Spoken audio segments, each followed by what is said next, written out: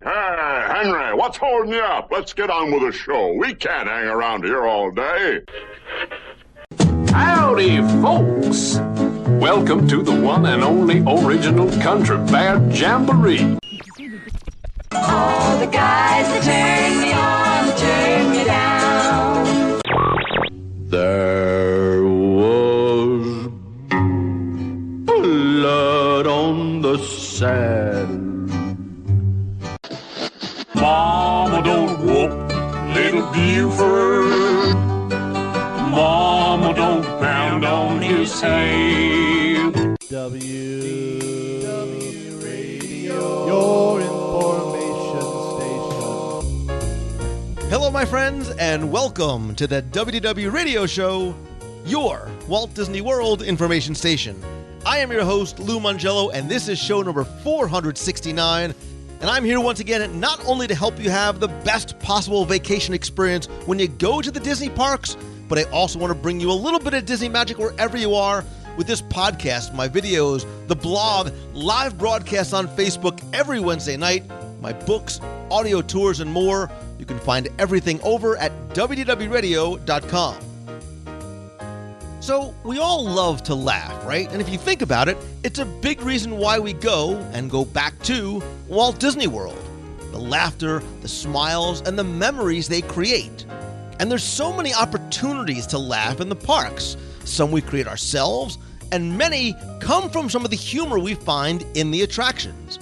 So this week, we're going to look and laugh at our top 10 funniest attraction moments in Walt Disney World, and then I'll ask you to share yours as well. I'll then have the answer to our last Walt Disney World trivia question of the week and pose a new challenge for your chance to win a Disney prize package. Then stay tuned to the end of the show for information about The Purge, upcoming events, the meet of the month during Walt Disney World Marathon weekend next month, and more. So sit back, relax, and enjoy this week's episode of the WDW Radio Show.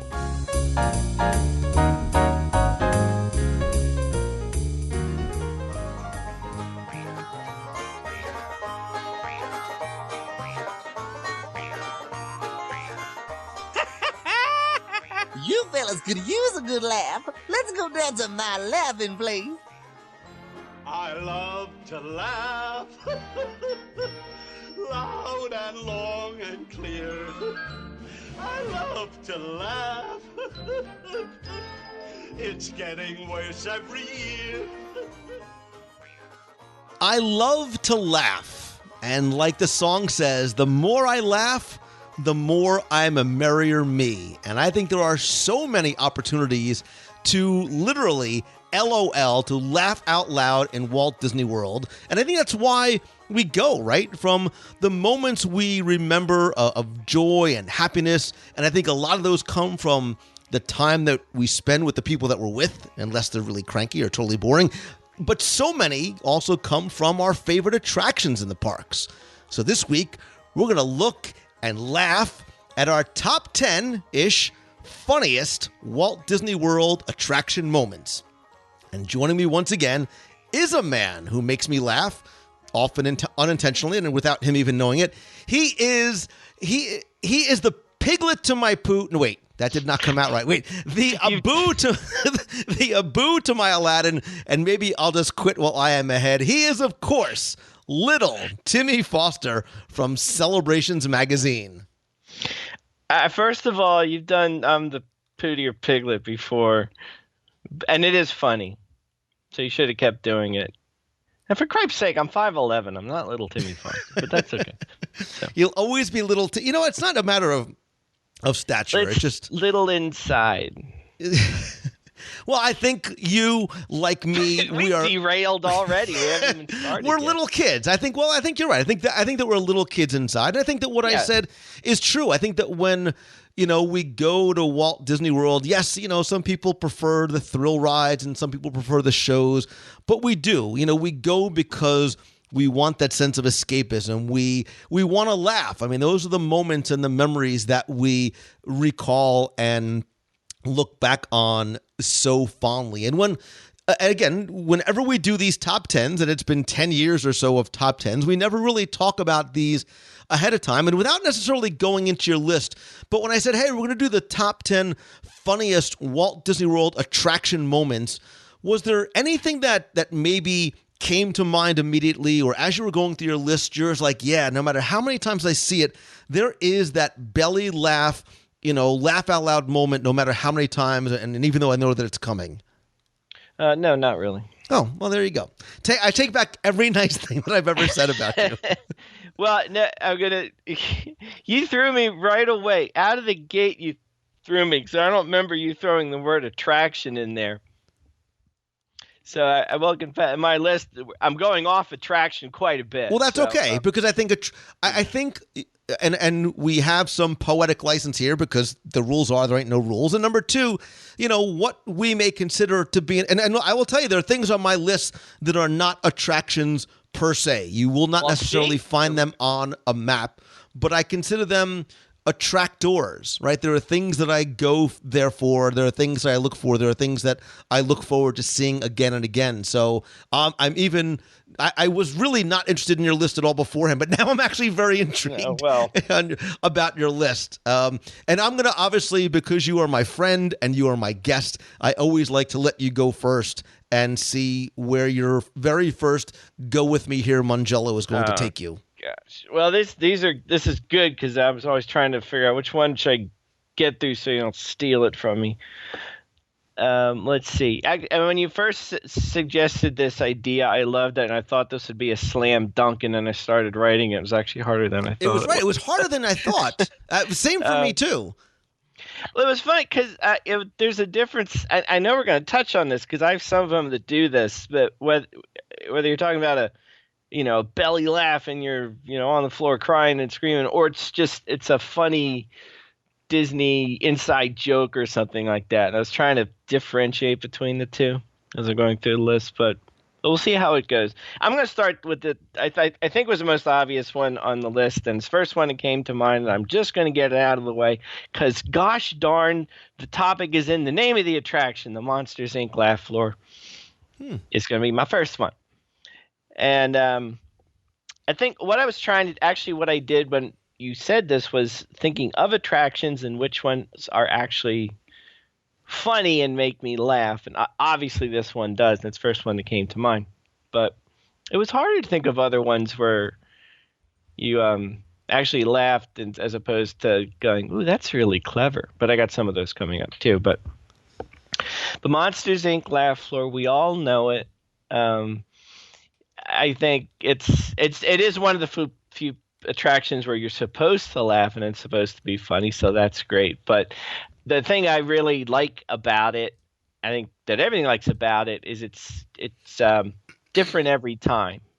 For the most part, they follow the same script, but there's a lot of you can see the same show over and over and see the new things. And the scariest, this also falls into one of the scariest attractions for me, right after the Tower of Terror and Rock and Roller Coaster, because I don't want to be that guy. And I don't want to be the one that has to get up and dance and all that. And I don't think I've been tagged as such since. I don't know if you have been. I have never been that guy.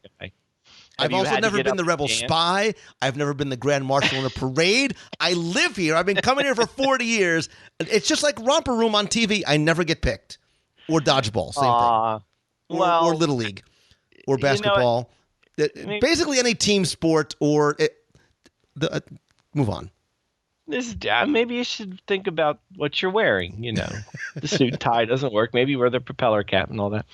The one thing I like, and I think I've mentioned this before, is the audience participation, and especially the text in your joke at the beginning. And I've tried so many times to text in a joke, and it never gets in. And I honestly can't remember if I brought this up on this show before. I finally got a joke told. Have I told you what it was? No, but I'm frightened. But go ahead. You want to know? Do you want to know what it is? Well, I gave up trying to do the how do you make a handkerchief dance, put a little boogie in it, because it always seems to somehow get in there. but it's funny every time you hear it. But forever, I would try and text in, how do you fix a jack-o'-lantern? How? With a pumpkin patch. I can hear the guffaws across the internet. You know what? It would probably kill around October 27th, and then 2 weeks later it would fall. Coincidentally, last time I was there was in October. But I would over and over text it in. It wouldn't get in. These silly little, that joke I mentioned about the handkerchief always comes in, and some other ones.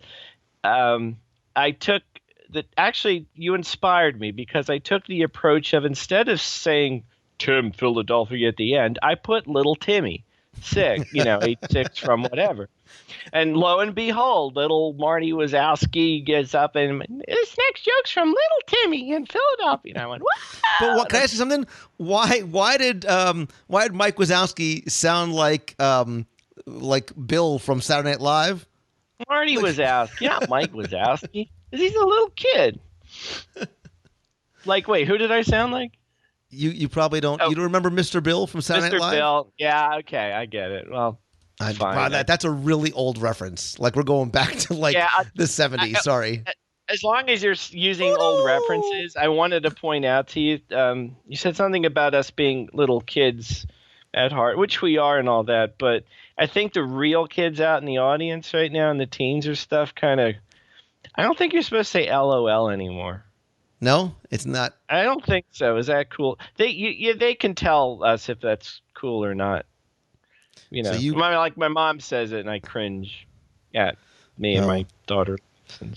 Well, you're listening. That may not be true, but you're going to love the parachute pants I bought you for Christmas. Oh man, I can't wait. So I don't. There's other favorite parts of the Monsters Inc. laugh floor. I love the mind reading part. I haven't been picked to do that yet. I would have so much fun with that.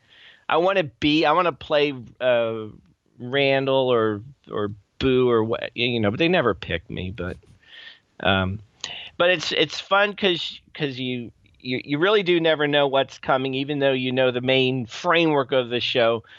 It's really seeing the audience participating in the reactions, especially when they don't really want to, but they're getting them to egg on anyway. I love the one where they try and play the parts of the monsters, and this one's Sully. It takes him a few minutes to realize he's supposed to be mean and so forth, and all that kind of stuff. I think that's the funniest part of the whole thing, is seeing how the different audience members participate from show to show, because you never know what you're going to expect.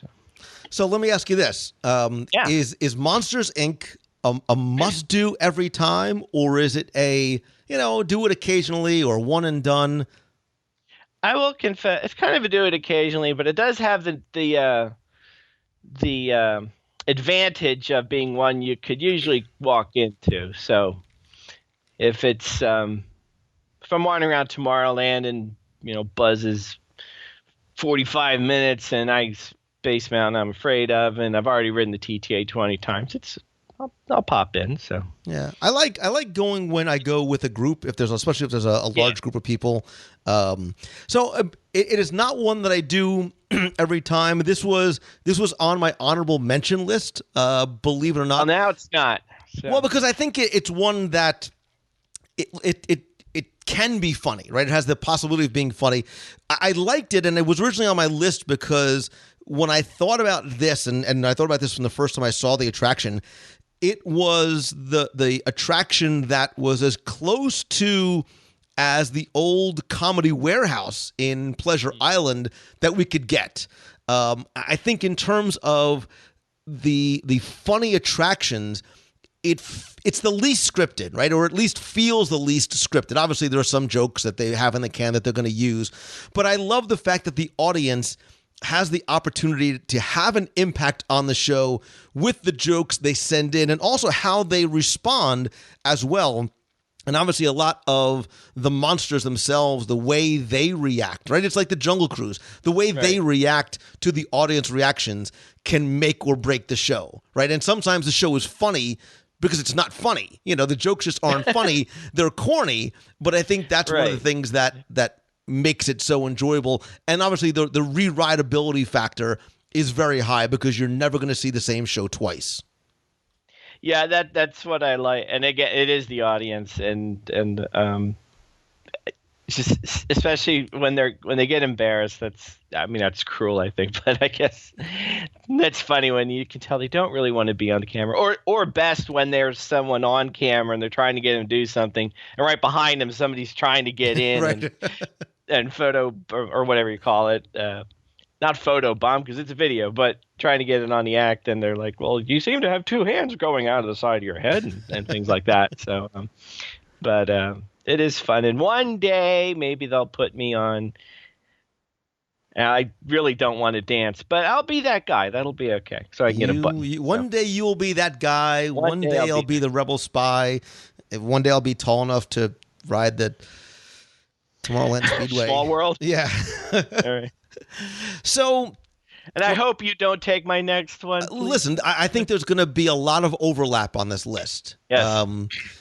And when I thought about this list, there were two things sort of almost battling to be the first thing that came to mind. And I'm going to go with the one that actually was the first. And it kind of surprised me because I almost was trying to make it be, I was almost trying to make it be something else. And this one might surprise you. It might surprise a lot of people. Because you might think I'm going to an attraction that is somewhat like this, where there's some flexibility in the performance. But I'm going to go to one that has pretty much not changed very much in 40 plus years. 40 plus years. Yes, that's 4 decades to you and me. All right. I'm trying to eliminate the possibilities here. Listen, let me just say one thing to you, Timmy Foster. Yeah. My woman ain't pretty, but she don't swear none. And I do love me some country. I still think. What? That took me a second, but Sorry. I got you. And that wasn't just a commentary. It was actually a line from the. I thought you were trying to tell me something. No, I still think that the funny, campy music and dialogue from the Country Bear Jamboree still makes this attraction funny to me. And I love watching the audience as much as I like watching the performance because I know it, I have it practically memorized, but it still is new and fresh and funny to so many people. And if you do sort of, stop and look at some of the lyrics and listen to some of the lyrics, like, my woman ain't pretty, but she don't swear none. She's kind of heavy. She don't weigh a ton. Mama don't whip little Buford is brilliant. Don't pound on his head. I'm kind of shocked, but still happy that I think you should shoot him instead. Listen, it's, everybody sort of parents differently. But all the guys that turned me on, turned me down. Heart, we did all that we could. Blood on the Saddle. Listen, I would torture my kids, and still occasionally I do when I pick them up from school. There ain't nothing funnier than hearing their 48-year dad sing Blood on the Saddle in the car. Can we hear that? No, okay. You cannot.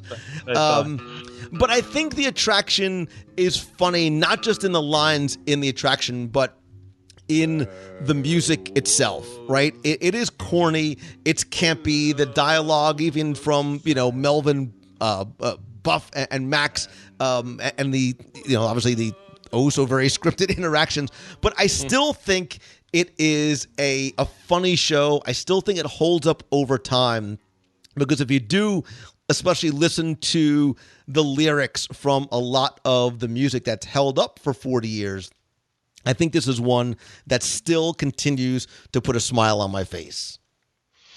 I'm glad. The bears scare me, so I don't really go there that much, but I trust you. Do you have a favorite bear? Do you have a favorite song? Do you have a favorite line from Country Bear Jamboree?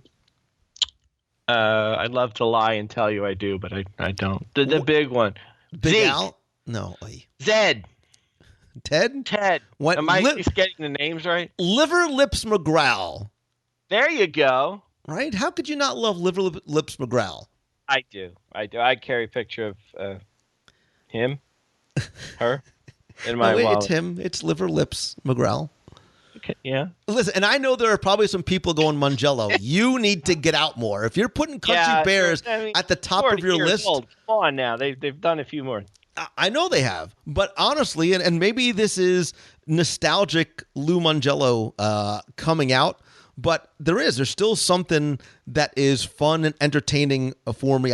Look, my barometer maybe is maybe I have it, but I still smile every time I go to the Country Bears, not just because I get to escape the 113-degree Florida heat, but because I thoroughly enjoy, and maybe it's the memories I have of my dad, loving Big Al, or seeing that show as a 6-7-year-old kid, when I went to Walt Disney World with my family. So maybe it is a little bit about that, but she ain't pretty, but I ain't too. What? She what? I got a woman. She's got me. Whatever we do, nothing. Am I the only guy that knows the words to this song? Oh my gosh. I have no idea where you're going. I'm impressed that if 40 years later it's bringing a smile to your face, that's all that matters to me. Because that's a great thing to say. So. You know that all the guys that turn me, never mind. Whoa. Okay. Moving on. All right, I'm so glad you didn't go here because I was toying with going. Go ahead. I know where you're going next. It was 1A on my list. So go ahead. You think so? Well, if it is what you think I'm going to say, there's going to be a lot of overlap here, I'm sure.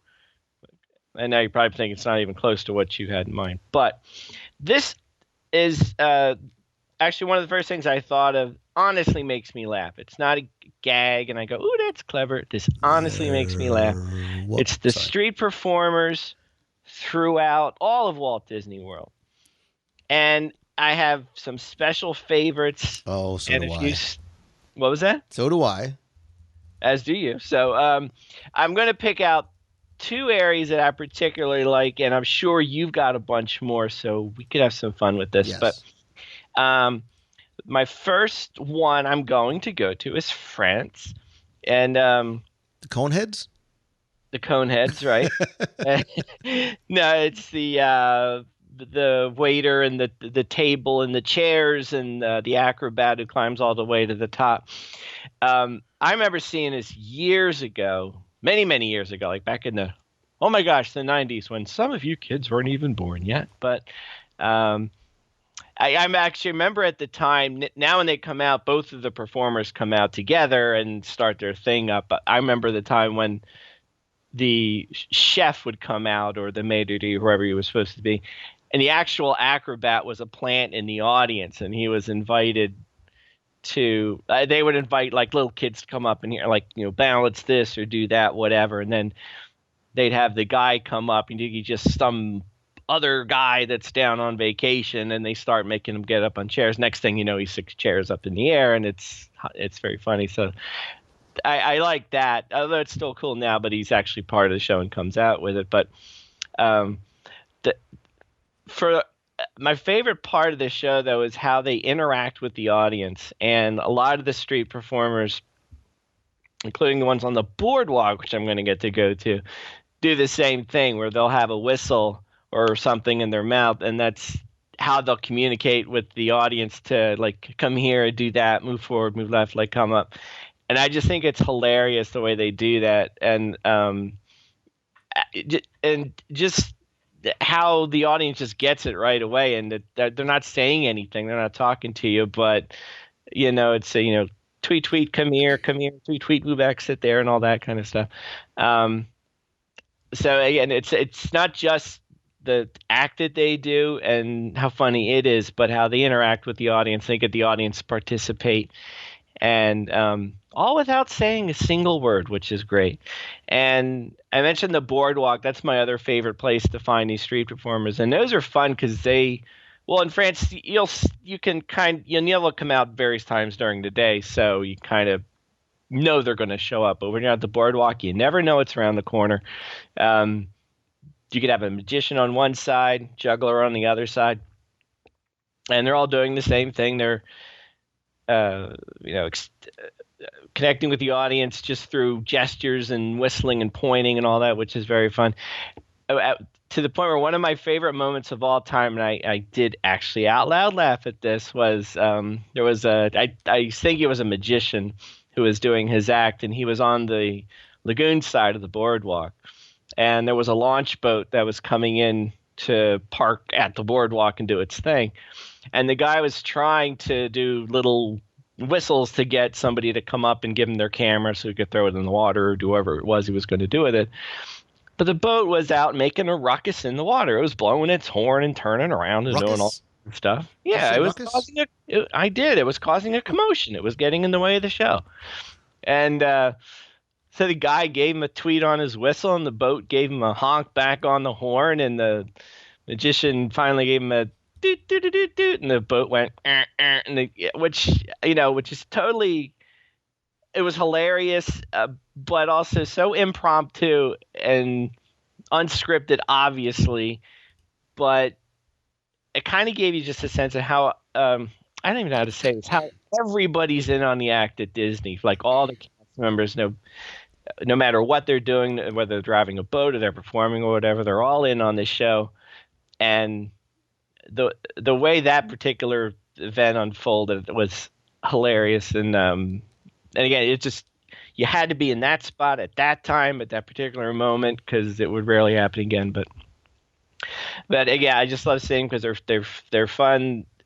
They're great interacting with the audience, and the best thing, you never know what they're going to do. So that's a repeatability thing, because you can watch them over and over again. You never know what's going to happen next. So, and there's plenty of more, and I'm assuming you might have a few favorites you might want to throw in there. I was just in my office and I heard a ruckus. Can you describe the ruckus, sir? Oh, what movie? What movie? Come on. Really? Breakfast Club. Star Wars. On. Give me more context here. That's all you needed. Nobody. Do it again. Forget it. You had your moment. You know to what? shine. I'm gonna throw. This should be a show. This is a show. This should be the show. Okay. The movie quote line show. No, yeah, we do quotes back and forth, and the other one's got to come up with it, and the audience can participate and realize how stupid and fraudulent we are. And we don't. You know what? Maybe we'll do it live. Maybe we will. Maybe we'll do it live. We'll get some members of the nation or something like that, and we'll do it live. All right, and we have to. There has to be a rule that you have to know that the other person has seen the movie. Because that's not fair. Because you could quote. Listen, but you throw a wrench into that thing, because that's like saying making sure that person has ridden the attraction in Walt Disney World, and there's like 3/4 of them that you have. But listen, I want to go back to the list. Right? All right, we're getting very tangential conversation, but we will table this for another time. I agree with you. Excuse me, that the characters, the cast members, the performers are very much, and these were on my list because, again, this is by the broad definition of attractions. But listen, like my children, I love them all, but unlike my children, I do have a favorite, and far and away, and with no disrespect to the other characters that I have come to know and love, there is one person that I just think is a star among cast members. I think this character is exceptional for so many reasons. This person gives it 175% every single day in the middle of August in full costume. Like, you get a performance as if it was the first time this person has ever been out there. She is not just a socialite. She's not just the president of the Main Street Social Society and the Women's Auxiliary and the decorating committee, right? But if you don't believe in women's rights, you better watch out for her women's lefts. I love with all my heart and soul, Miss Hildegard Olivia Harding on Main Street, USA. I will tell you that when I visit Magic Kingdom, I walk slowly down Main Street for a variety of reasons. It's not so I can go get a Starbucks. It's in hopes that I will see her and some of the other citizens, as they are, of Main Street USA. I love the mayor. Gosh, I love the mayor. I love Scoop. But Hildegard she is so fun and so funny and so engaging, and she is the embodiment of what a cast member should be. Talking about her, I love her character. I love who she is. I love the way she interacts with every single guest. She remembers you, right? She'll remember, hey, weren't you here last week, last month, last year? Well, if you're stalking her like you said you were, of course she's going to remember you. It's less stalkery than it is admiration. Admiration. Her backstory is very deep. You know that she's an owner of the Emporium. She'll talk to you about the Emporium. She'll talk to you about some of her parties.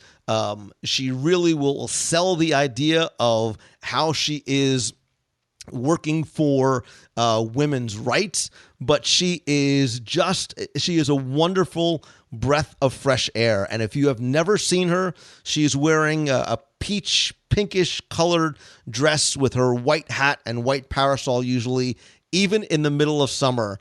Please, please, please go and say hello to her and tell her that I said hi, because she and some of her other friends on Main Street are absolutely wonderful.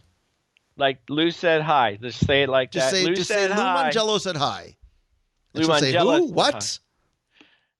hi. She's usually with like Beatrice Starr and Francis and Victoria and a lot of the other people, the other citizens from Main Street USA. Well, I'll mention too. Another funny thing when we talk about this is the street performers are all over the place, and I feel like I run into them more in other areas. And for as much as I'm on Main Street, I don't see these characters as much as you do, probably because I'm always in getting your aforementioned coffee for you because you're out there sweating. But I always seem to run into them around World Showcase when they come out and do, whether they're in Italy or the UK or whatever, doing an impromptu performance of at this time, like a Christmas Carol in the UK, for example. But again, whether it's on the boardwalk or there on Main Street or Streetmosphere performers in Hollywood studios, they're just they're funny, they're great. But the best thing is it's one of those surprises. We talk about this all the time. Those unexpected moments that you didn't know were coming, and they're there all the time. And you're right. Whenever whoever it is, and whether it's 110 degrees or not, they give it all. And my hats are off to them every time. And I think the important thing, too, specifically about the Streetmosphere characters and the Main Street USA citizens, is that, remember, when you step foot through that portal, either onto Hollywood Boulevard or Sunset Boulevard, or you pass under the turnstile and you are transported back to turn-of-the-century Victorian era, middle America, they complete the story. They will interact with you because that is where they live. They really help you buy into the fact that you have been transported to another time and another place. And when you take out your iPhone or, Timmy, your flip phone or your HP iPac, whatever it is, to try and take a photo with them, it's a foreign object to them because it is 1890, and and that really helps you it helps you to sort of suspend your disbelief. I think I told you how they pulled me into the Christmas Carol performance the one year, didn't I? Are you still using a Palm Pilot, or have you upgraded yet? Using a what? A Palm Pilot? Or do you still... I have that Apple Newton thing. You remember that? I remember the Newton. It had a stylus. Did you have? Do you still have like the Zach Morris Saved by the Bell giant brick telephone? No. Right, we're going down a whole other path here, but no. I forget what I was talking. We were talking about the characters. We were talking about the characters. But they pulled me up. I think I told this story before. Briefly, that I got pulled up to be Uncle Scrooge, and they told me I was supposed to scream. And legend persists to this day that I sounded like a screaming little girl. I don't think that was fair, but that's apparently what I sounded I've like. heard you scream, and I don't even need to be there to know that that's what you sounded like. Not totally inaccurate, though. Correct. But that's part of the fun too, is when you get to be involved and it can be embarrassing, but it's a lot of fun, and you get to let it out, let it loose. And that's the thing. And the characters allow you to be, again, we're not passive observers at these attractions and shows. We are very much interactive participants, and that's what these roaming characters and citizens allow you to do. I love it. So did we kind of count that as yours? You go ahead with another one. Yeah, that wasn't on my list. I just wanted to include her in the conversation. And you just took mine and took 3 times long to talk about than I did. That's fine. But we do. So for my next one, I'm in between. There are really sort of 3 more that were all sort of teetering and competing for the number 2 spot. And maybe I'll stay along the same lines in the same way I was thinking in terms of the Country Bears, in terms of nostalgia.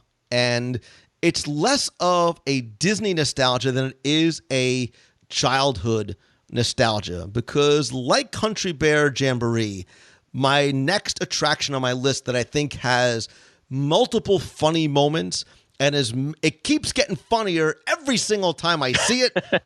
You know where that's from, right? Yes. Where? Beetlejuice. Beetlejuice. Don't say it a third time because you know what happens next. Yeah, Very good. I actually just saw that. So, hey, I gotta go. That's like the first time I got one right. I'm proud of you. So I love Michael Keaton. Yeah. He's Batman. He's Beetlejuice. Now he's Vulture. Who? Vulture. Yeah. Spider-Man Right, Homecoming. Whatever. Who? Stop. Our friendship is teetering on the line. It's already. So, all right. Again, it's a childhood favorite because it's something that I grew up with. So when this attraction opened, I loved it, and I will tell you that I am somewhat surprised yet optimistic that we'll even see more of this coming into the parks. It's already starting to change. I'm going to go over to Disney's Hollywood Star Wars Studios and Jim Henson's Muppet Vision 3D. I think some of the funniest, again, we're talking about funny attraction moments, some of the funniest lines and even sight gags that you're going to see can be found not just in the attraction, but in the show, it's in the pre-show itself. Like, and again, this is one of the attractions that we can all start rattling off. Some of the different, a salute to all nations, but mostly America. Rat schmat. Besides, they're tourists. What do they know? I have a favorite visual gag. You got a minute and a half. What? A net full of Jell-O. Right. I'm surprised you even caught that one. That's the only one I remember. I wonder how many people know how many kids get that because they don't know, or their parents are laughing. I don't know. Actually, that brings me to a funny point, which I hope I remember in a few minutes because I want to talk about it. But continue. So if I asked you what is your favorite line, just off the top of your head, from Muppet Vision 3D? Oh, gosh. A salute to all nations, but mostly America? Yeah, that one. Nah, the old guys up in the balcony. The old guys up. We entered a contest. We lost. Those guys. Pittsburgh. Yeah. We invited some of the most distinguished scientists to come and work here. Unfortunately, none of them showed up. Yeah, that one. Listen, the hits just keep on coming. I could do this all day. This is a very moving. I want you to do these in character, though. Wish they move it to Pittsburgh. There you go. But I do. I love it, and I think this calls back to a child. Forget watching the Muppets on Sesame Street, but growing up. I think it was Saturday nights when the Muppet Show was on CBS, and it was one of those things that it was a show that the kids could enjoy as much alone as they could it was a show that the family could watch together, because sometimes there were a few of those jokes, even like in Muppet Vision, that just sort of fly over the head, not just for short people like me, but some of the kids as well, but are still funny. And yes, I did say cheap 3D tricks, even though it's like the Country Bears, it's corny and campy, and we know what's coming. I still enjoy going, and I still laugh at the jokes, even though I know that they're coming. You know, it's like having a favorite movie that you keep just going back to watch over and over again. You can recite it line by line, but you still like watching it. I think that's how I feel about Muppet Vision. And there is something maybe like Country Bear Jamboree and one of the other ones that's on my list that's comforting about that. Right, I think I think for a lot of us, there's something very comforting about going to Walt Disney World. Right, we have an expectation level. We know what to expect, and it satisfies and it comforts us in a very particular and sometimes profound kind of way. I think that's what Muppet Vision does. And maybe because we know the jokes already, we know what to expect, and we know we're going to have a good time. And I think that's some of the reasons why we keep going back over and over again. This was one of those where I was having a having a mix of which way I wanted to go, whether it was funny moments like the ones you said, or the sight gags and the jokes and the puns and the like the key under the mat and the net full of jello like we talked about. And I was pulled between the two, which way to go on that. And actually, I think that's actually the best example of that because you got the best of both worlds in one spot. Favorite Muppet? Ratso. Is that? I wasn't aware there was a right and wrong answer to this question. Fozzie Bear. Is that all right? Can I say that? Wait, is your favorite Muppet the one whose name that you don't know? Is it, or were you talking about Ratso from Midnight Cowboy? Like who? What? My favorite. Did you mean Rizzo the Rat? Yeah, that's what I meant. Rat Schmat, they're tourists. What do you know? I'm not the biggest Muppet guy in the world, and here comes all the hate. Let me help you out. The next time you get a question like that, just go with what you know. Just say Kermit the Frog. Like, there you go. My favorite Muppet of all time. No, my favorite Muppet is Snuffleupagus. That's my favorite. No, can I say my favorite Muppet Pepe is Yoda? the King Prawn. What? Pepe the King Prawn. What? Pepe? Whatever you. Can I say Yoda? Is that a legitimate answer? George Lucas is rolling over in his grave. Not that he's dead yet, but he's not dead. It was his fault, though. Do you know how many times I watched the Muppet movie as a kid? One of these days, I'll tell you the story about the puppet show that I did with my Muppet puppets that I put on. Never mind. I've said too much already. Wow. Did you make your own? No, I had hand puppets. I had Kermit, Miss Piggy, Fozzie, and I had one more. Ratso? No, it's from the Muppet movie. Ratso. I don't know. The beaker guy. No. Well, remember, I'm 48, so we're talking. These are this was a long time ago. Cookie Monster. No, stop it. Ernie Bert. What do you want from me? My big question is, do you still have them? I wish I did. Maybe my mom does in storage. My mom still has a lot of my stuff in storage, including my original 12 mail-away Star Wars action figures from 1977, mint in package. Get out. You get out. For real? I kid you not, for reals. Why are we talking? Why are you not in a They are hermetically sealed. Oh, my goodness. Okay. Let's move on, okay? Go ahead, Pepe. Yeah. Oh, is it my turn here? I will tell you, I'm seriously going downhill after this because I led with my this was up. Before this, you were going uphill. Well, I kind of learned I need to start at the top and go down, lest you take since I only ever have 5, since you take one of the ones I got here. Let's see. I had a good go with me here. Is it a good time to pull that one out? I thought these were all go with me, so just go ahead. Let's see if I can articulate this well. How do I say this? The funniest. I love you because you always make these interesting. It's a guest cast member interaction guest thing. Here's what I'm getting at. So as a guest, as a frequent guest like yourself, and I've heard you do this, and I do this myself several times. I've heard several jokes and gags developed over the years, told over and again, that guests have pretty much come up with on their own. And if you go enough times, you'll hear them over and over again. If you go to the parks with Lou Mangello, you'll hear them every 10 minutes. But it's, I don't know if I'm saying this right, things like, and I must confess, I am guilty of this, and I think it's hilarious every time. I don't think the people next to me do, but when I'm on like Soarin', and the person sitting next to me, and I can see their little nerves, and they turn to me and go, "Have you ever been on this before?" And I tell them, "Oh yeah, it's no problem at all. You don't even notice when you go upside down to 3 times or go through the ring of fire." And it gets a laugh. And I've heard you say it. You said it to me many times.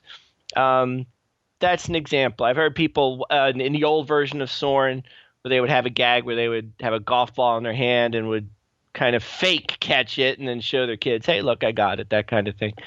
So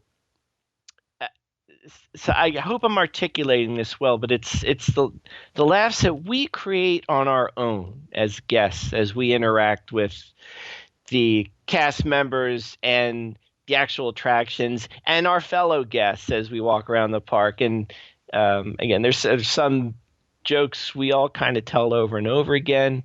It's fun telling them to people who've never heard them before. Jokes isn't even the right word I'm saying. I guess it's, you know what it is? It's when we say it to someone else or we try and get the joke, we feel like we're part of the Disney magic and sharing it with them too. If I'm making sense, that makes sense, right? You know what, Tim? You make no sense at all, but I get it. Do you get it? I do get it. And I think that there's at least one of the 2 people that are still listening that probably get that too. Yeah, some of the funniest moments are not scripted. They're not part of the show. They don't come from the cast members. They come from us. They come from us because, again, of what I think happens to us as when we step foot on property, when we walk through that portal. So many of our defenses and insecurities are down. We don't mind being goofy and funny and laughing at things that we might not laugh at otherwise were we somewhere else. But they're funny there because of where we are and because of who we were with and because we're there because we want to have a good time. So the corny, stupid, ridiculous jokes that we say over and over again, we still smile or laugh or roll our eyes at. Because that's why we're there, right? We're there to laugh. I said at the very beginning, we're there to have a good time. So as insane as you are, man, I get it. I get it. I feel like I said it much better than you did, but that's okay.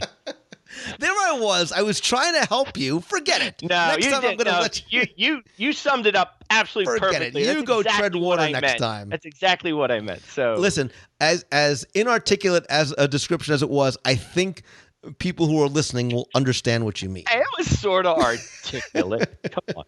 You got it. That's a good test. I did get it. Or whatever you have is contagious, and I've just caught it after a decade. So I will go slightly less obscure and maybe to an attraction that you don't normally think of as funny.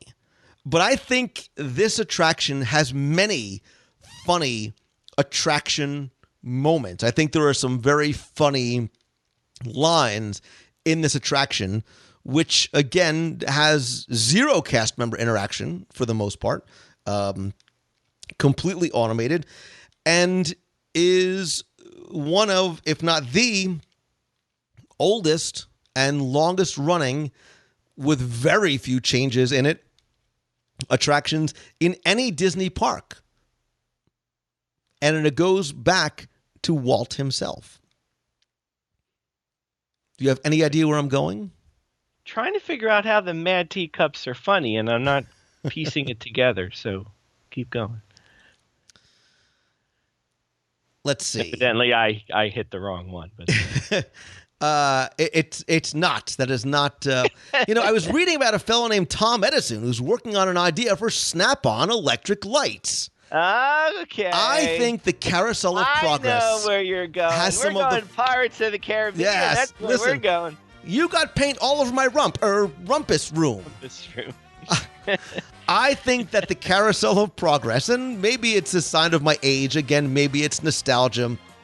I think the carousel of progress, again, even though I know the lines that are coming, I still think it's funny. I love the way Father breaks the fourth wall, and talks to us. I think there's a lot of funny one-liners that are in there. And even if you may have seen the show 1,000 times, if you really sort of pay attention to some of the lines, there are some that I think that are very, very funny in there. And I don't think Carousel of Progress is normally one that is billed or looked at as, a comedy attraction.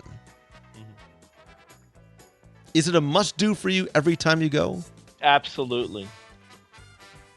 Are you now? Answer honestly. Are you going for the air conditioning? Are you going for the nap, or are you going because you like? No, don't interrupt while Sarah's interrupting. This is really neat that you said that, because, in all seriousness, it is a must-do for me. If I'm there and it happens to be operating. Now I love it. But to me, I always loved it, and this is a whole other show, and we talked to this, for the nostalgia, the connection to Walt Disney, putting me back in time into that era, that whole thing. And that's why I love it so much. And we've talked about Carousel of Progress so many times, I know, and I love the Christmas room, and we always go back and forth on what they should do with the TV and all that kind of stuff. But you saying that, I guess I've known that all along, that there's been funny moments and lines in it, but I guess I never really connected the dots till you said that. Kudos to you, my friend. Thank you. And that's what I'm hoping to do. I want people to sort of, and now I'm going to appreciate that. Now when I walk around saying no privacy at all in this, now I'll really get into it. And I love the fact that you did that. I almost did it, but you beat me to the punch. But we laugh at lines. The thing is, we're laughing at some lines that are funny and some lines that are just not meant to be funny. We laugh because of, by the way, we have indoor plumbing now. It's going to be really great on cold nights. It's funny to us because we can't, and our kids can't imagine what that was like in the 20s. Wow, and the refrigerator holds more than just ice cubes now. An automatic dishwasher, things that we take for granted, how long it takes to get from, New York to Los Angeles or whatever it is, right? However many days. The dishwasher. You say kids. I'm just gonna. This might not work in big this. Lug. Ooh, wait, do that again. No, that was my Tim Foster impression. Oh, that was good. No, there's and there's kind of embarrassed. This is the exact references escaping me now, but there's a scene in. I forget which room it's in. I don't know if it's one where he blows all the lights out or something. There's outside the window, you can see the store across the street of a restaurant, and it's it's really escaping me. My point of this, though, is that it's reminds me of a line from Seinfeld from one of their episodes, and I'm sure it's it had to be purely coincidental because the attraction was made long before the show was made. But you spoke of little kids, laughing at some attractions have jokes that they get, they're meant for them, and then there's jokes that kind of are meant for the adults, not they're not terrible or anything, but I always am fascinated when kids think they're laughing at something they think it's funny, but they don't know why it's funny. And I'm really going off on a tangent here, and it's more of a Seinfeld thing, but you made me think of that. Like my daughter, and I'll just go all the way with that. We're watching Seinfeld. My daughter will watch something referencing like the JFK movie or something, and she'll think it's hilarious. She quotes it all the time. And to the left. And I asked her, one day, I said, "Do you know why this is funny?" And she said, No, actually, and I'd explain the whole thing to her. And I know in Disney throughout, there's a lot of instances like that. And I wish I had thought of this 5 minutes earlier so I could think of an example, but I'm sure we could come up with many things that kids, they're funny to kids, but they don't know why. They're also funny on a whole other level. Right, Us and we right. get it, but they get it. But like it's a pop culture reference from the 70s or something that the kids don't understand, but it's still funny to them. So it's neat in that it's funny for everyone on different levels, which you touched on, and like Carousel Progress and some other things. So, but yeah, Kenny Rogers isn't just a chicken place. He was actually an entertainer in the 80s. Well, and I doubt my daughter knows that, but I think that's the funniest episode of them all. But things like I don't know, like things like you don't understand. Well, no, I'm going to come back to this one later because I'm going to hold on to this one, but never mind. So, well, I think it's your turn. So, good. All right, then I'll go with this because I had. This is another really, really please go with me here on this one, but there is an attraction I was thinking of, and it's not. This was more when I was getting pulled between, am I talking about belly guffaw laugh kind of thing, or the clever references and inside jokes? And on that side of the equation, I was actually thinking of Spaceship Earth, which I know everybody said Spaceship Earth isn't funny. What are you talking about? But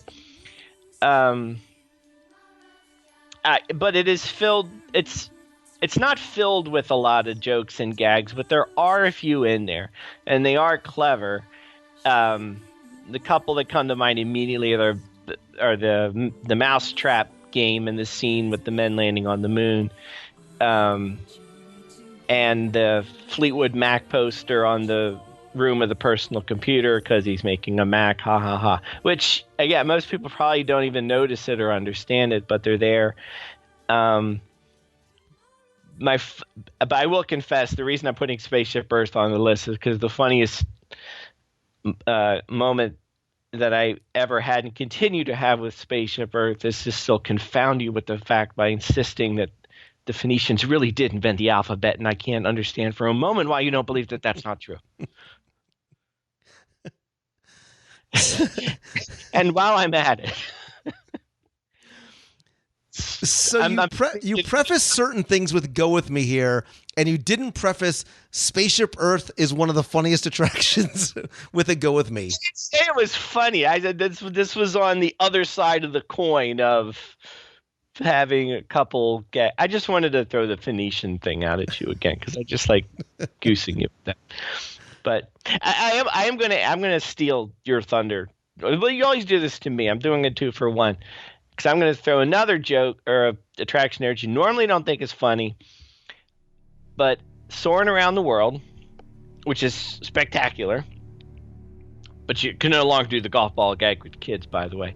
The only little part of this I want to mention in relation to this show is when I first saw it not too long ago, I wasn't sure. I was hoping, but my favorite part, well, it's not my favorite part of the show, but one of my favorite things about the show is the safety spiel at the beginning by Patrick Warden. And I'm so happy that it's still there.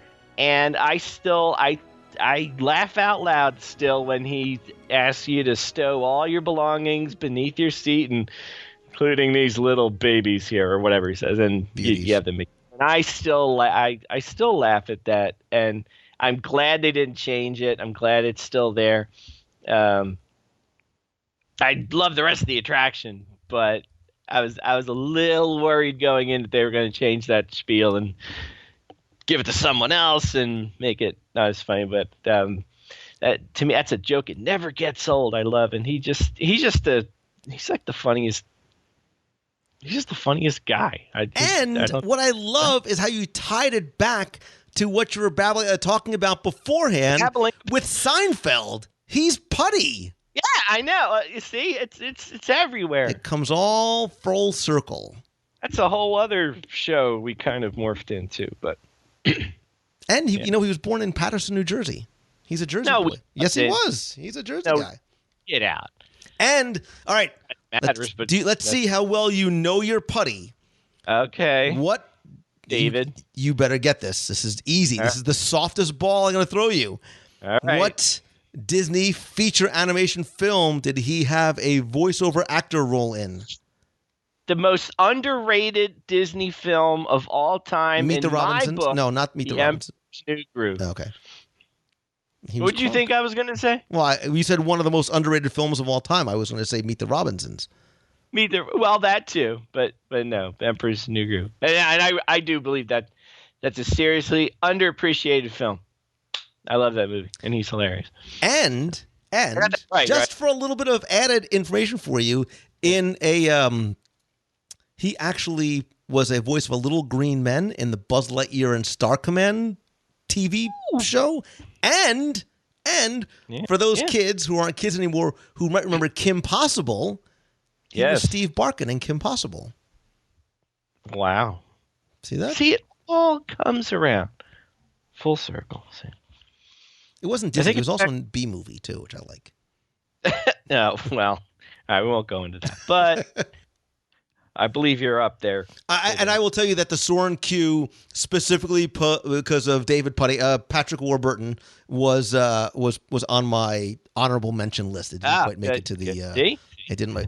But I will tell you, Timmy Foster, that I will speak on behalf of anybody who might still be listening who is saying, Mangello, Foster, I don't get it. There's a big one, Loogie, hanging out there. Right. How are we not the lowest hanging fruit, the 800-pound African elephant in the room? How did we not mention the Jungle Cruise? Yeah. So it was on my list. It was number 1, 2-ish behind Country Bear. It was one on mine, too. And I was waiting for you. I'm like, well, it's Tim Foster. I got to leave the easy one for him. I was shocked that you didn't get to it. Obviously, this is one that I think for many people is arguably number 1. And the reason why is, and like many other things, and the reason why we keep coming back to Walt Disney World is because of the cast members. You can write a script and hear the same jokes over and over again. You can hear it in Country Bears. You can hear it in Carousel of Progress. It's something else when it is delivered by a human being. And the Jungle Cruise, the skippers, are what give this such a high rewritability factor. Look, you can have, it's like going to a restaurant. You can have a make or break meal based on your server. You can have a make or break attraction based on your skipper. And I have had multiple, especially recently, I have had exceptional skippers, so much so that I wait until I get off the boat and then I go and I talk to either that skipper or I wait and ask to speak to their lead to tell them, hey, Jess, so-and-so was exceptional. I've been on this 1,000 times. I laughed more than I have before. Everybody in the boat had a great time. The corny jokes that are in the script hold up over time. But so many of the reasons why we love this attraction are the ones that the skippers improvise and that they slip in there. And I think that there are some of our favorite jokes. There are classic jokes. There are new ones. There are seasonal ones with the Jingle Cruise. But the reason why we go is not necessarily to hear Backside of Water over and over again, but maybe some of the little differences, and even the differences not just in the scripting, but in the delivery. And this is an attraction that I think really showcases exceptional cast members. And I will tell you, I am appreciative and grateful for the effort of, I've seen cast members, Tim, and look, even Great Movie Ride, where you cannot go off script. I have seen cast members, their delivery is such that they are giving a performance, because they are actors, they are giving a performance as if it was their first time doing it, or Walt himself was on that boat. Look, they do, and it's so self-deprecating, they talk about how they do it over and over and over again every single day. It does have to get mundane. It does have to get repetitive, but they don't. The exceptional cast members, the exceptional skippers, don't ever let you think or feel that way.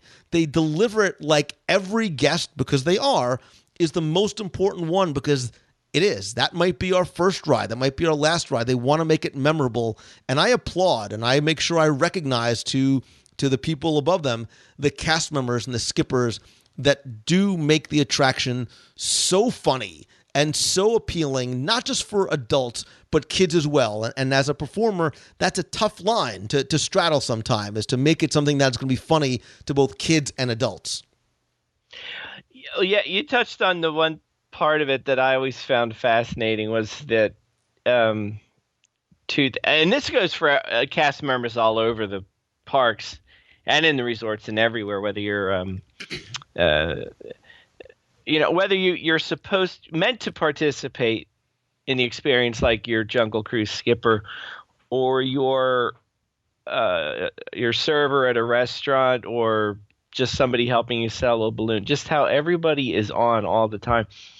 And the thing that I find fascinating about the Jungle Cruise and similar attractions is just what you said. I realized this person doing this has been doing this, all day, every day, all day, or for months or whatever, or, however long it is. And the fact that they can still make it fresh and funny each time is astounding. And again, you're right. When sometimes you get that really, really special, hilarious, really into a cast member, and they're really great. I remember one time that we got on, and we started out, and it was at night, so he might have been on there for quite a long time, and he started out just so deadpan and straightforward, and look over there, that rock's made of limestone, most people take it for granted, and I was thinking, oh boy, well, this is going to be a great one. By the time we got done, he was hilarious because that was his shtick, I guess, deadpanning his way through stuff. And by the time we got around and you kind of caught on to what he was doing, and it was hilarious. And he was improvising a lot of his own stuff that you mentioned, like saying things like he went to dance school and flunked out, and this is what happens to you end up on the boat, things like that. And I'm just amazed at how they can keep it going over and over each time, like you said. And I will ask you though, do you have a favorite Jungle Cruise joke? I have there are, it's one of those things that you think about, like Muppet Vision, or you think about Carousel of Progress. You think about some of the lines that we're used to hearing. We know that they're coming. Again, a lot of it comes through on the delivery.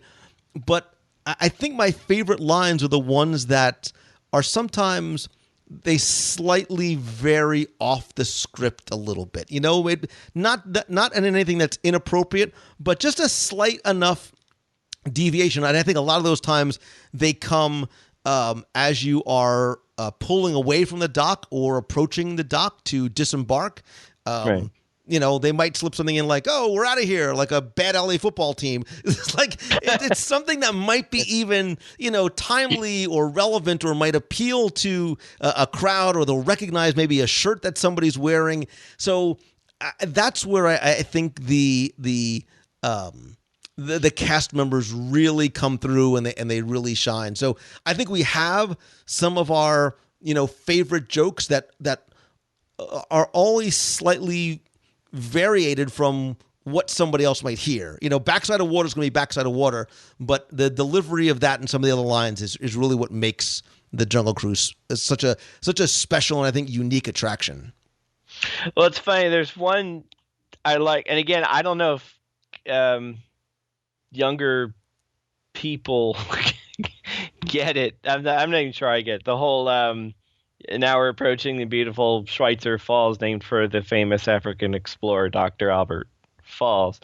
I always liked that one, but I was happy to see last time I was down there, and that's kind of a staple. That's pretty much in the script every time you go around. But wandering, and you have to promise to take me here to eat one day, but wandering into the Jungle Navigation Skipper Canteen restaurant just to see what it looked like on the inside, I was overjoyed, might be overstating it, but I was happy to see there was a sign inside in the waiting area from the Adventureland Chamber of Commerce for the Businesswoman of the Year, Alberta Falls, which was a nice nod to its companion attraction across the way. And again, this isn't quite what we're talking about, like the laughs and hilarity and all that, but those clever inside jokes, and especially how it's not just in one attraction, but they kind of relate like all around the park. You could see different attractions reference different places, like here. And I thought that was pretty cool. So I just want to mention that because I just saw that. And I thought it was the coolest thing in the world. So First of all, I love Skipper Canteen, and I'm more than happy to let you take me there next time you. It's not the way I phrased it, but that's okay. And the other thing too is I just want to quickly mention is, like so many of the other attractions, the way that the cast members interact with guests too allow that to be funny. And sometimes it's the guests themselves that help to make it funny. The way the guests respond to the interactions with the cast members. Look, sometimes it's as simple as when you're leaving, say, hey, if you like the tour, my name is Tim. If you didn't like it, my name is Lou. And then as everybody's getting off the boat, they go, bye, Lou. Right. There's ways that it's a lot funnier when you actually hear it on the boat. But there are some of the ways that they'll interact with adults or kids, and again, it really goes to the cast members themselves. So, all right, I think we hit a lot of the big ones. I want to just very, very quickly mention some. I have a couple honorable mentions if I can sneak them in. That's what I want to do. I want to hit some honorable mentions. Sneak your 23. You sneak your 17 in first. Well, I don't have that many. I had a few. The Imagination Ride always makes me chuckle because of the puns that are inside. Not sad, but well, which we've talked about many, many times. The Dean Finder door. The thing I always like that I don't think most people notice because it's hard to see is the whiteboard as you go into the sight room, and it has all the math scribbling on it. And at one corner, there's this huge, seemingly imperceptible equation, but if you look at it, it actually says E equals MC squared, C being SCE as in with your eyesight, which I thought was, when I got the joke, I went, that's funny. So, what was another one I was going to say? I hope I don't sadden you with this one, but a nostalgic one was the Magic of Disney animation film. Yes. And, I'm going to leave that to you to wax poetically on because I know it meant a lot to you. No, you don't have to. I'm not going to break down into tears. You have more memories of it than I do. I saw it a few times and I loved it, but I know we've talked about this before and I know you absolutely love that. Loved that film when it was there.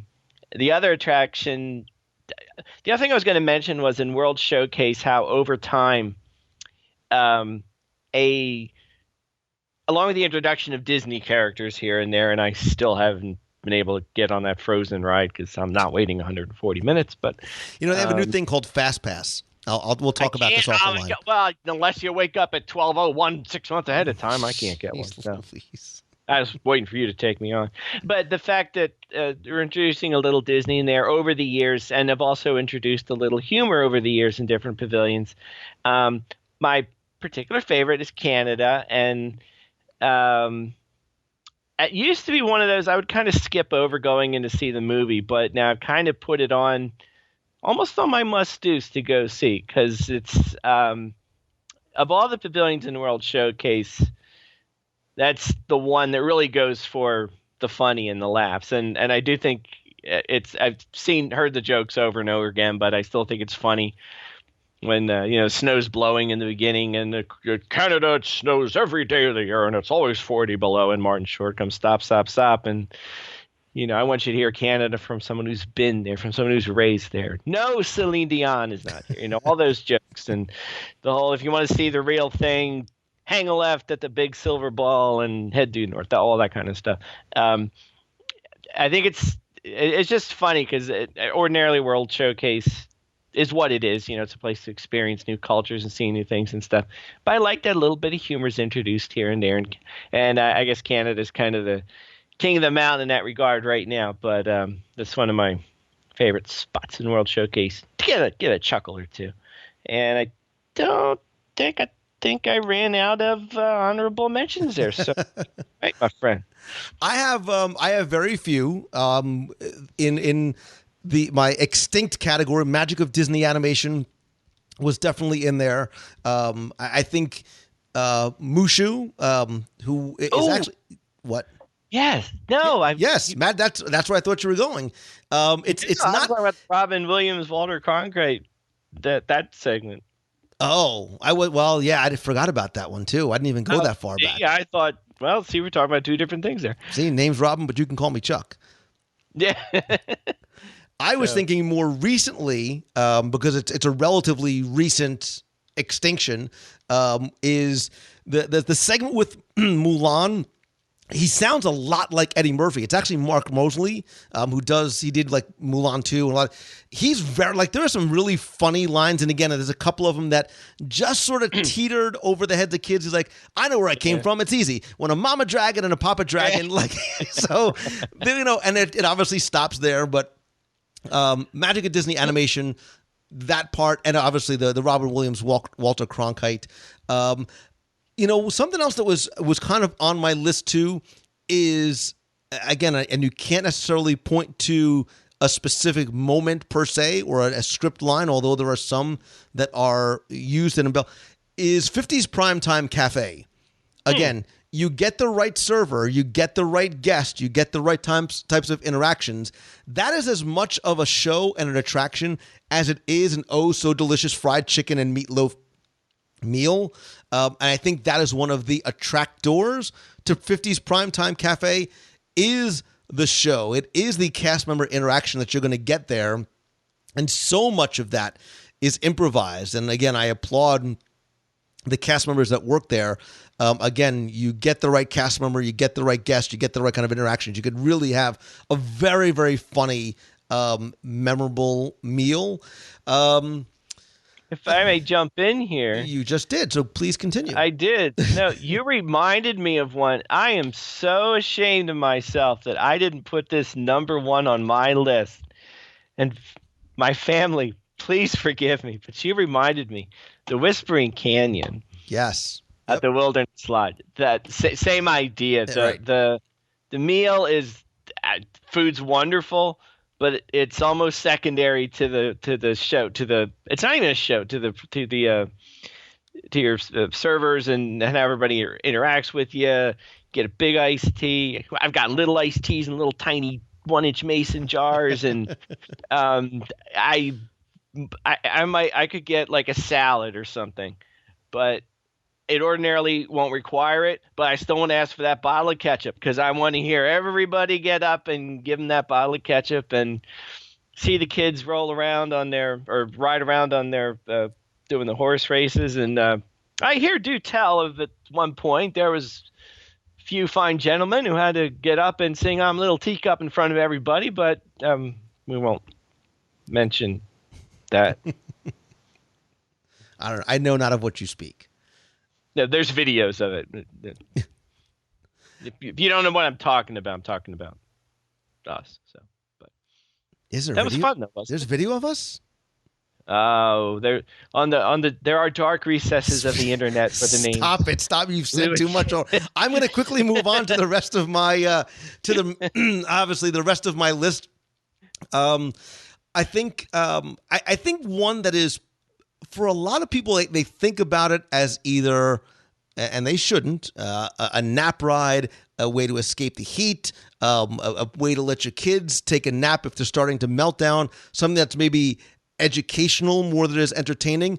But I challenge you, Ellen's Energy Adventure, oh my God, has so many quips and one-liners. The Big Bang? The Piggy Bank? No, the Big Bang. The Ding Dang? No, the Big Bang. I use that every day, and like it's one of those, I don't know where it came from. I know where it came from. I didn't say to use it. I didn't say to use it every day. Like, it's funny in context. I and the Seinfeld connection we keep bringing up. Yes. Once again, rears its head. Kramer. And the caveman. I think that's the funniest scene in the whole movie. I think there are a lot of funny moments. There's a lot of funny one-liners in there, peppered throughout the educational stuff. And I don't think and I think it should have almost been higher on the list because you don't think of Ellen's Energy Adventure as a funny attraction, especially especially before you probably ride it, but it really is, and that's all obviously in the script writers and Ellen and Bill Nye and some of the celebrity cameos that are in there. But if you go in there with the right mindset, it is actually a very funny attraction. It is. A couple of other extinct ones: the Alien Encounter pre-show, again. Funny. I love me some Tim Curry. I love Tim. And Timekeeper. Again, you have Robin Williams. There were a lot of funny individual moments in there too. And I even think, and these are very, very small. They're very individual. Sometimes they're funny moments that are not articulated. They're not spoken, that cast members make, often on attractions that are not billed as funny, but sometimes you get the right Haunted Mansion bellhop, or you get the Haunted Mansion butler, or a bellhop in Tower of Terror as your door closes. They sometimes can do some things to add a little bit of levity, sometimes in the way they emote, sometimes in the things that they say, but I've had it happen on more than one occasion. And again, it goes back, and I applaud the cast members that do that take some of those non-funny attractions and insert funny attraction moments, which is exactly what we're talking about. Yeah, I remember speaking of cast members, every time we talk about this, I can think of so many other examples of cast members doing funny or being part of the show and adding to it. And I remember a good friend of ours, Jessica, hopefully she's listening, but she would work towards Story Midway Mania for quite a while. And one of her things was if she saw somebody a child come up that had my first visit button, like she'd go up to them and go through this whole, new toys, and go through a whole spiel with them. And again, she didn't have to. That wasn't in her script. That wasn't something she had to do. But it just it made that connection between the cast member and the guest and the whole experience. And there's just so many examples of that. That's a show. That's a show right there. I feel like we did that once before. But yeah, so. So I agree. And look, there are even more that I have on my list. I'm going to leave them off because I want to hear from you. I'm not pointing to you, Tim. I'm pointing to the other person that's listening to us. I want to hear from you, my friend, the listener.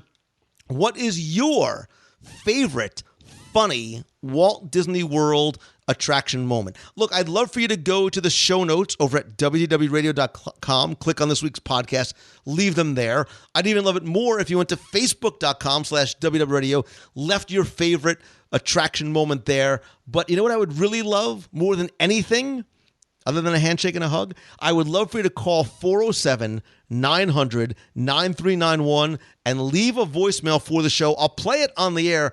I want to hear you give and deliver your favorite funny Walt Disney World attraction moment. Again, it's 407-900-9391. What is brain power, Alex? No, when you're done with that, then I want you to please go over, unless you're in the car, then wait till you get home. Then go to celebrationspress.com. You can subscribe to Celebrations Magazine. You can order back issues. There's all kinds of special editions going on over there. It is a cavalcade of fun at Celebrations Press. It is a cavalcade. Disney After Dark, the book, is out. It's available. It's in my garage. Can we come pick it up from your garage? Is it to save on shipping? Sure. Say hello. I'll give you a bottle of water. But no, we have that there. As Christmas rolls on, we're going to throw more specials out there. I might even ask my friend Lou Mangello there to pass on a few to your special listeners. So maybe we can. Maybe we'll give one. You know what? Why don't we give one away? There you go. I'm going to put you on the spot. Why don't we give one away this week as a contest prize for the trivia contest? Do you have a trivia contest? So I do a podcast about Disney World. You did? Really? Yeah. Yeah. I thought we were just talking on the phone. No. I'm going to up the ante here.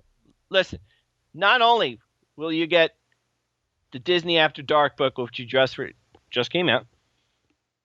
How about Halloween Hauntings, the collector's book, and our second Christmas Memories edition book as well. That's 3 books. I'll put them on the table for you. So I can tell you right now, I know exactly who's going to win the trivia contest this week. It's me, because you know how many of those books I have? None.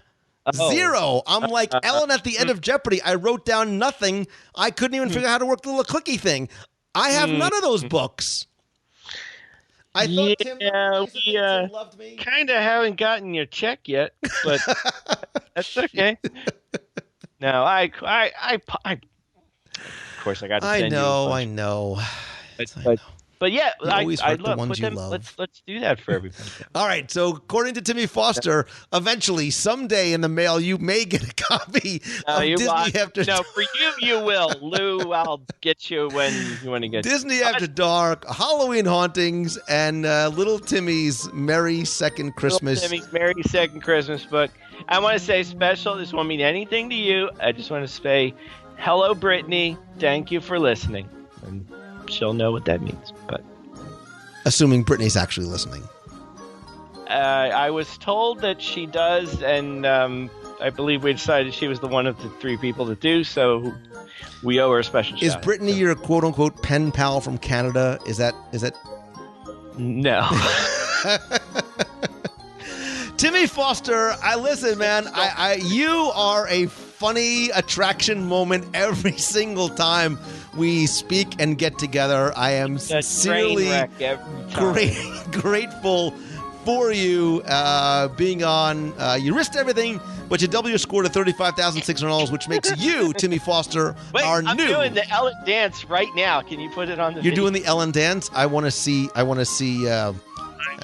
Next time I'm down there, we'll video it, and I will do it. We should do all the dances. We should. That's a bad idea. Forget it. Yeah. Be sure to join us tomorrow as the Jeopardy Dream Sequence Week continues.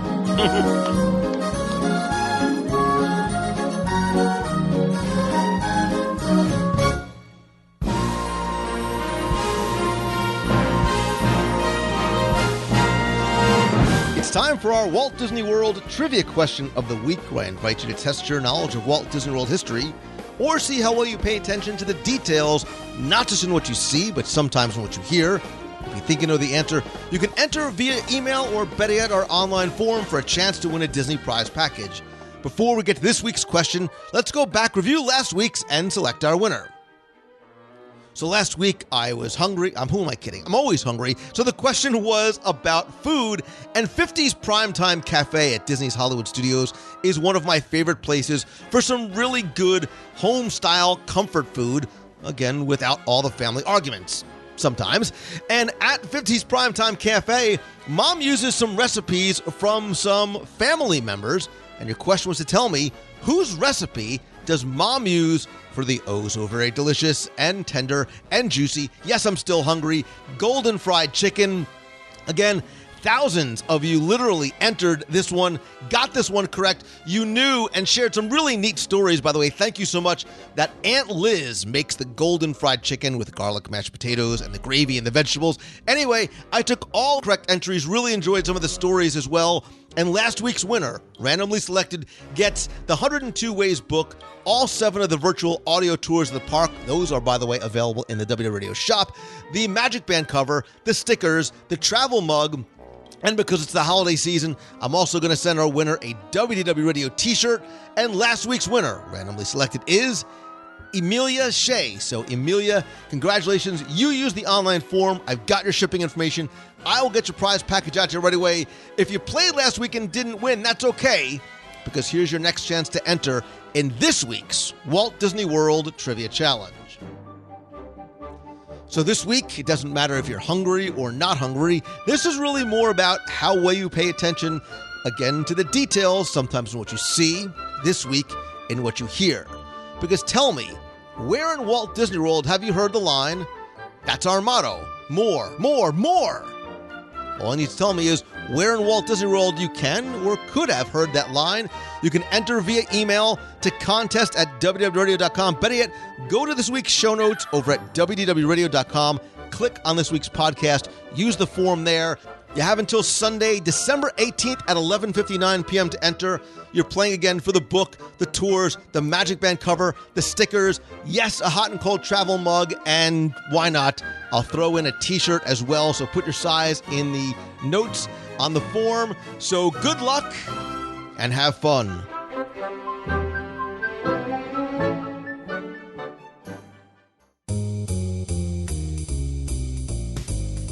That's going to do it for this week's show. Thank you again so very much for sharing your time with me. I know the holidays are a busy, crazy time of the year, so I appreciate you including me in your very busy day or evening. Thanks as always to some new and current and longtime members of the WDW Radio Nation family. We're coming up in February on 2 years of having the nation together. I want to thank people like Harold Kussler, Patricia Jandris, David Harrell, Scott McLean, James Connors, Jeff Knowles, Smith Getterman, so many of you who have been with me and part of the nation, either from day one or even recently in the last month or so. And if you want to not only help the show, but also get exclusive rewards every month like scavenger hunts, lots of fun in the private Facebook group, personalized Magic Band covers, logo gear, t-shirts, monthly care packages from Walt Disney World, exclusive live video group calls every month and more, you can visit wdwradio.com/support. And don't forget that a portion of your proceeds will go to the Dream Team Project to benefit the Make-A-Wish Foundation of America. All right, couple of quick announcements. Again, I know you're busy, so I'll make it fast. Don't forget that in addition to the show, please check out the blog. We have an amazing team of blog writers really talking about Disney from so many different angles. Subscribe to our free email newsletter. Got some cool stuff coming up in the next few months exclusive to the newsletter. Check out the videos. And also, please join me every Wednesday at 7:30 p.m. Eastern for WDW Radio live over on Facebook at facebook.com/WDW Radio. Please like the page over there as well. Again, working on some things that I'm going to announce just after the first of the year over for Facebook. You can also connect with me on Twitter, Instagram, Pinterest. I am at Lou Mongello. If you have a question for the show you want me to answer on the air, you can email me, lou@wdwradio.com. Or if you want to answer this week's question of the week or have a question you want me to answer on the air, you can call 407-900-9391 and leave me a voicemail. I'll play on the air. Of course, you know, I love connecting with you online. Better yet, I like meeting you, shaking your hand, giving you a hug in person. That is why we do not only monthly meetups in the parks, but lots of events on the road, at sea, and overseas, as it were. Our next meet of the month is, as always, going to be Marathon Weekend, Saturday, December 7th, over at the Tomorrowland Terrace, usually around 1 p.m. Watch Facebook for the exact time and location. Other events coming up, please, I'd love for you to join us June 25th through the 30th for our Double Dip Disney Cruise on the Dream to Castaway Cay. 5 nights, 2 stops at Castaway Cay. To find out more, visit the events page or visit www.radio.com/2017 cruise. We have another big event coming up summer 2017, something maybe in the fall. Alaska 2018 on the Disney Wonder. I'll have information about that coming up soon.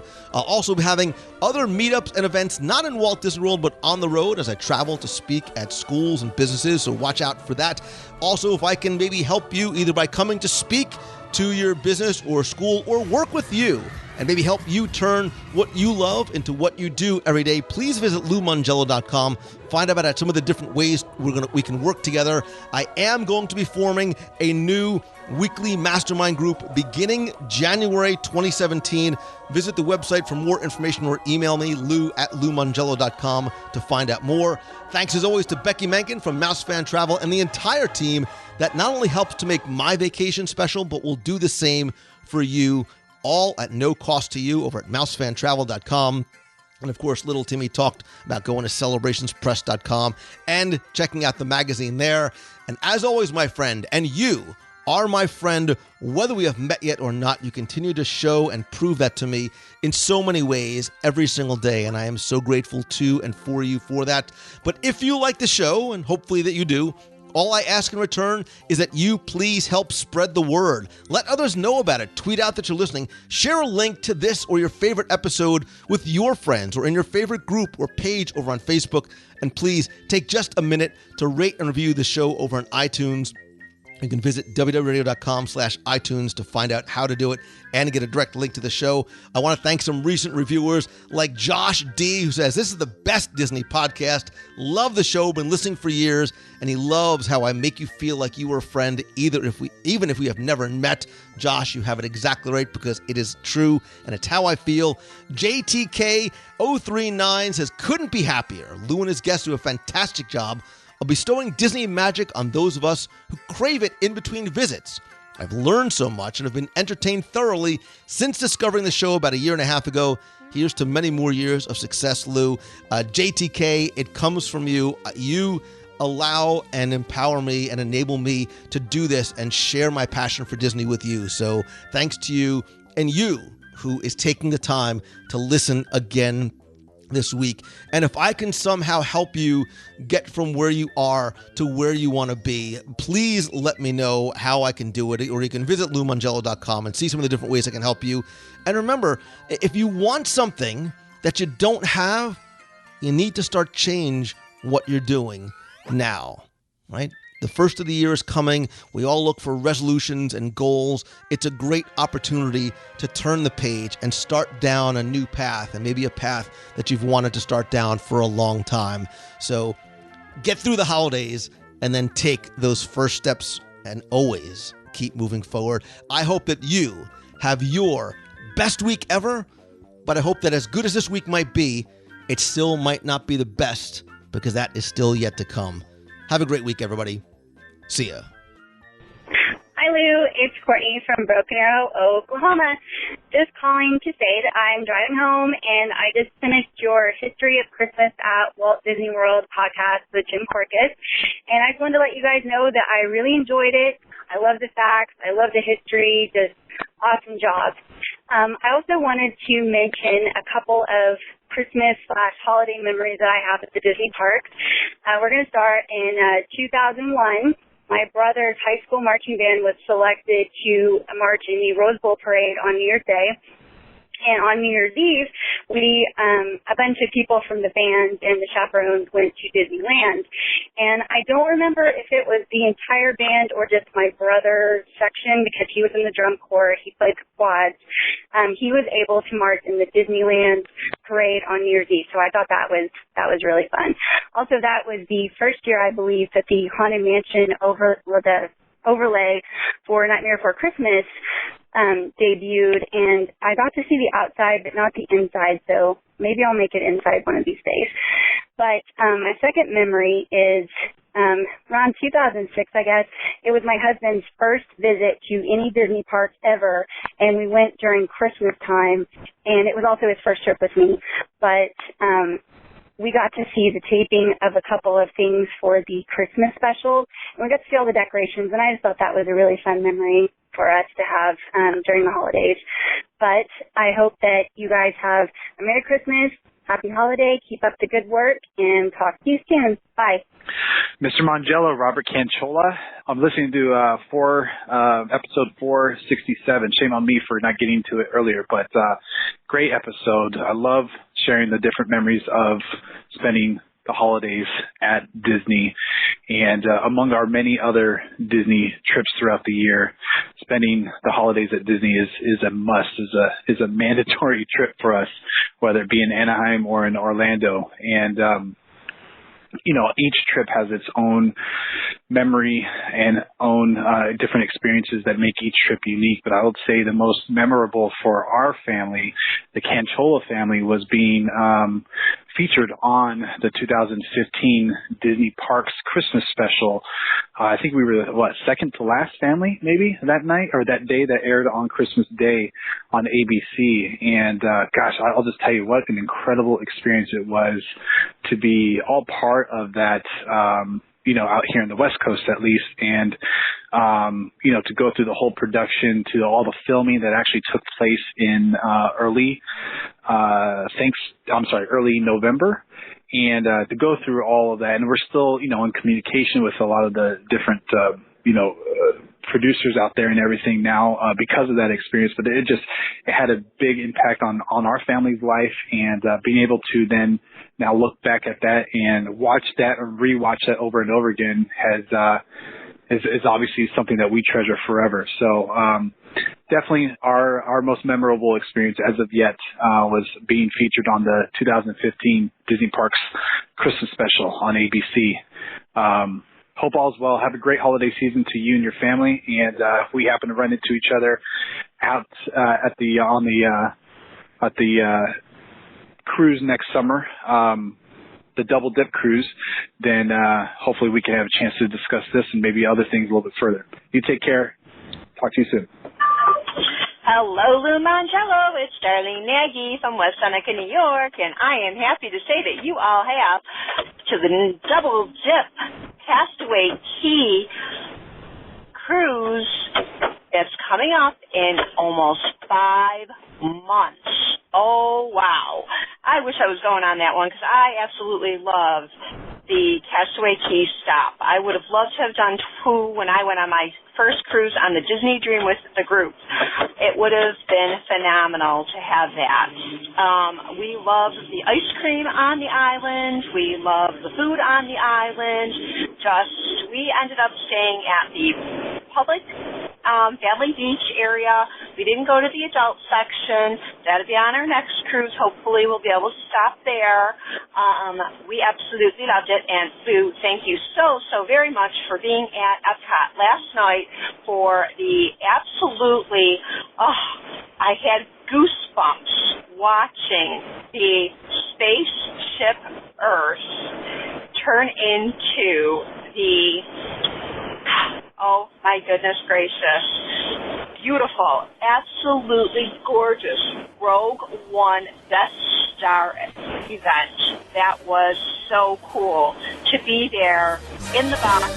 You got a friend in me.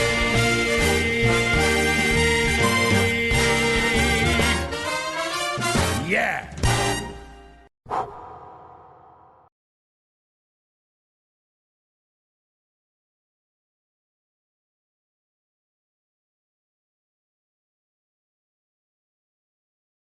I'm funny how? I mean funny like I'm a clown, I amuse you?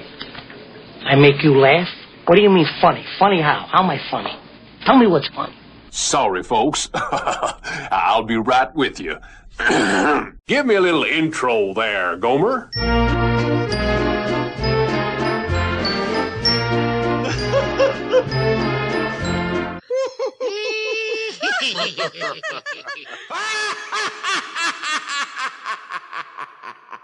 Dreadful. Laugh it up, fuzzball. Some people laugh through their noses.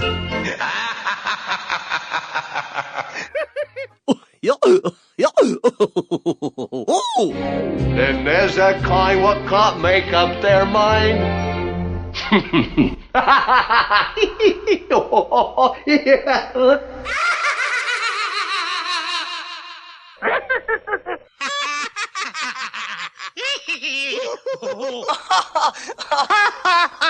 Go on, laugh. I'm through.